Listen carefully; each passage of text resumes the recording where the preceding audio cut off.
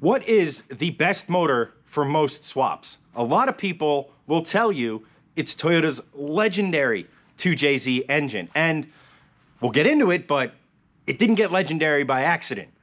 But those engines are getting a little old, cast iron blocks are a little bit heavy, so might be time to look for a new boy to carry the torch for crazy horsepower on basically stock internals. Behind me is my Mustang. It has a 5-liter Coyote engine. It's got an ass ton of potential too.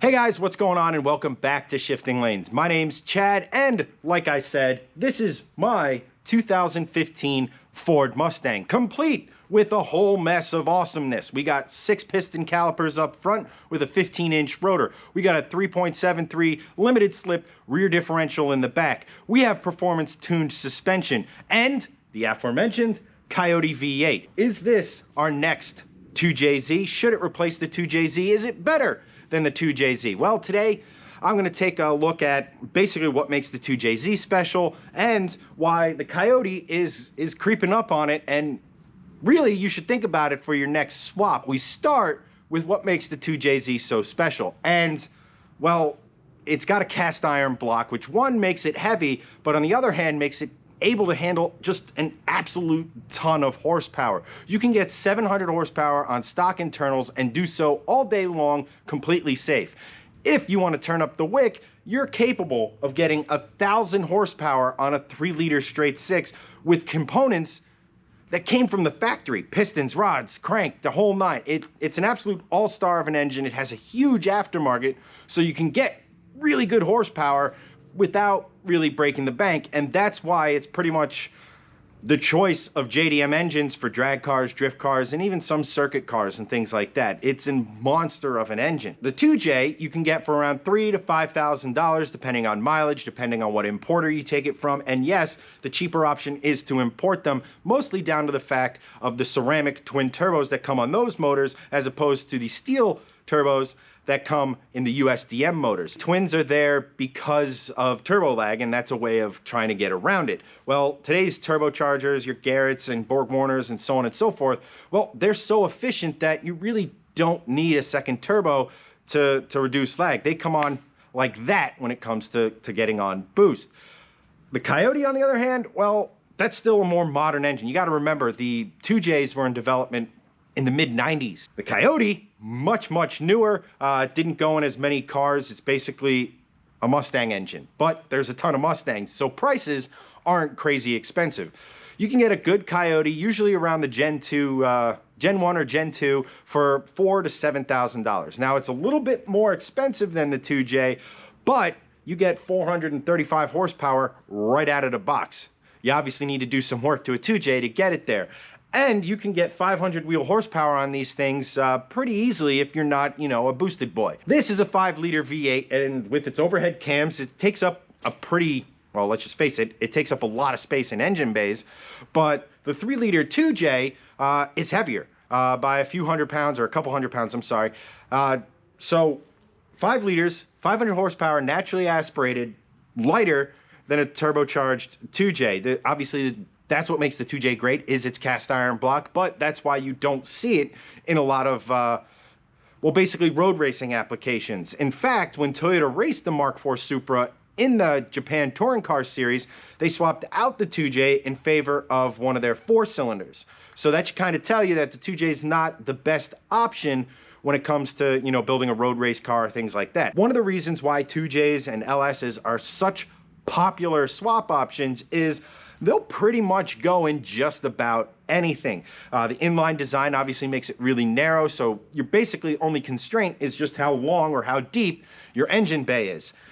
The Coyote, on the other hand, well, it's dual overhead cam, V configuration. It takes up a lot of space, but that overhead cam design means you can rev for days in these things. If you get a good tune on here and you have a tuner who knows what they're doing when it comes to dyno tuning your car, these things can get over 7,000 RPM, 7,500 I've seen in places, so that's a lot of RPM out of a let's just call it big American V8. And that kind of brings me to power potential on these engines. And that's why they are so desirable when it comes to swaps or in Mustangs or in Supras in general. And that is that they're just ridiculously over-engineered. Stock Supra internals can handle 1,000 horsepower. 1,000. It came from factory in USDM spec with 330-ish. So you're basically tripling the stock power on stock parts. That's absolutely insane. Now, it won't do it for forever. You're kind of reaching the limit of what these components can take time after time after time, but you will get more than a few passes out of it at 1,000 horsepower. If you want to kind of boost your 2J, keep it safe, keep it streetable, and not have to worry about rebuilding your motor every year, 700, 800 at most is really, really kind of the limit.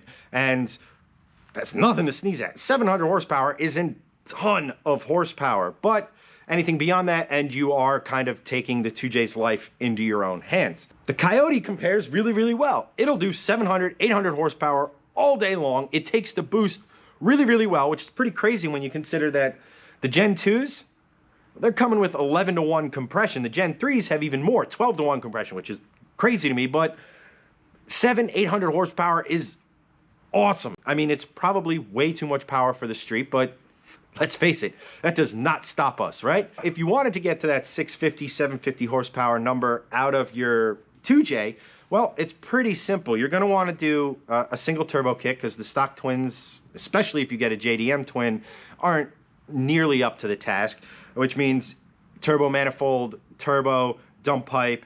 You are going to need a standalone ECU because, well, Toyota ECUs are pretty much unflashable. I mean, they've been around for almost 30 years, and I don't know of anyone who's actually gotten in there and been able to flash their ECUs. So you are going to need a standalone. It's going to be about 1,500 to 2,500, depending on what you want, who you go with. You are going to want to address the top end. It's not that the top end's a weak point in the 2JZs. It's just a lot of these engines, they may have a low mileage, but they've basically been in existence for a really long time. So I'm talking things like cams, springs, retainers, cam seals, like basically general maintenance that you're going to have to do to an older engine because, well, let's face it, you don't want to put a fancy turbo on it and then have things go bang. But all in, you could look to spend anywhere from $8,000 to $10,000 getting your engine up to 650, 700 horsepower. You can go with an aftermarket intake manifold, but if you're going under 700 horsepower, it's not necessarily required. Now the Coyote, well, you're going to want to pay attention to what generation Coyote you have in either your Mustang or whether you buy it on eBay or wherever you get your motors from.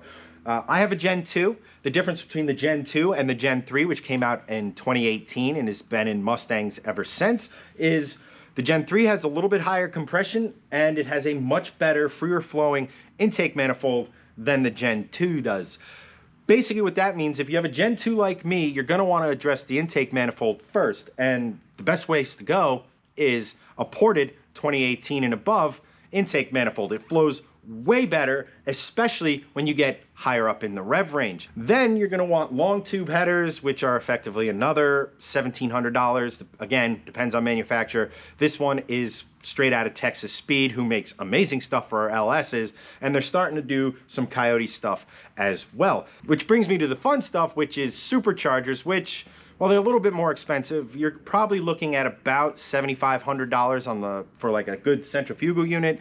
Some positive displacement stuff is a little bit more expensive. It really depends on what you want for your build. So about all in, it's going to set you back anywhere from $13,000 to $15,000 to get the Coyote up to about 700, 800 horsepower. Now, that sounds like a lot of money, but think of it this way. An S550 Mustang is going to set you back somewhere between $22,000 and $27,000, depending on what kind of specs you get it in, mileage, all the stuff that goes into used car values. I bought mine with the performance package, with the premium package, with the optional Recaro seats for $25,000. Add in another $13,000 to that, and we're right about $38,000. That's not far off from the average purchase price of a new vehicle in the United States. It's basically Camry money. Now, what would you rather have? A Toyota Camry or a 700 horsepower Mustang? I don't really think I have to pull your arm too hard to get you into the Mustang with that kind of power levels. If you're lucky enough to have a Mark IV Supra or a Mustang that already has a 2J or a Coyote already in it, you don't really have to worry about swapping it. But part of what, in my opinion, makes the 2J such a legendary power plant is the fact that it's swapped into damn near everything. I mean, the aforementioned S chassis, you can get a swap kit for an E46 BMW M3, Lexus chassis. I mean, the list goes on and on and on and on and on and on. You kind of get my point there. It's basically because it's obviously a much narrower engine being an inline six versus an dual overhead cam V8. And that's kind of where, I don't want to say the Coyote suffers, but you kind of get my point. It is a massive engine. It may only be 5 liters, 302 cubic inches, which doesn't seem all that big compared to like your 6.3 and your 7-liter LS's, but those dual overhead cams take up a lot of space, and that kind of limits you where you can swap it into. Now, I have seen these things shoehorned into cars that they really shouldn't have been able to fit in, but really the 2J, it'll fit in most things without a lot of fabrication, a lot of messing around with your engine bay. That being said, which one would I prefer? Now, I feel like that's an obvious answer, so I went out and talked to a few of my car friends and asked them which one they would prefer. This is Lou. You may remember him from such videos like our intercooler install and a whole mess of other stuff on the C30.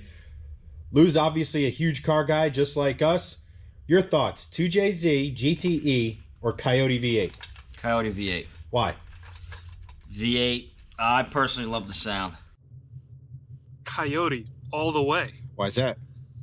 Because the 2J is just so old, it belongs in the history books. I fully respect it, but it's time for other more modern engines to really take the mantle and really push the boundaries.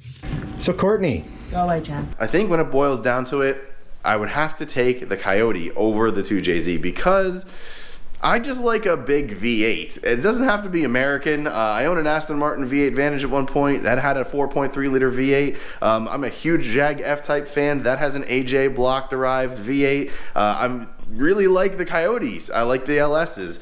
I just think V8s are really cool engines. Even the 1UZ from Toyota, you know, same company that makes the 2JZ. I think, for me, the Coyote would win the battle. If I was going to drop an engine into something, I'd want a V8 because I'd really want that growl. It's really hard to beat the sound of a really good V8. I know, American choosing the V8, shocking, but it's not by much. I mean, it's not by much. I mean, if you give me a completely different chassis, I might take the 2J. The point of it is, and before I really start to severely ramble, is that both engines they're awesome. That's basically my opinion. Yours may differ, and that's basically what that comment section is for.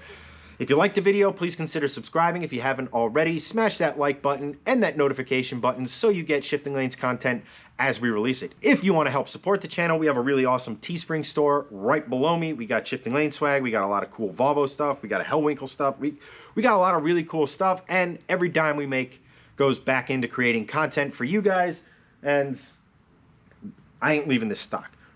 You know how I said this thing's capable of 700-800 horsepower? Well, yeah, that's what I'm gonna do. So please buy shirts. If you want to find us on social media, it's at Shifting Lanes. I personally am at Chenedy83. I love talking to you guys. You guys hit me up. It's awesome. Take the conversation outside of the comments section, getting to know some of you guys. It's actually been a really cool experience and unexpected when we first started this channel. But for this one, guys, 2J, Coyote, let me know down below, but that's a wrap, and I'll catch you next time.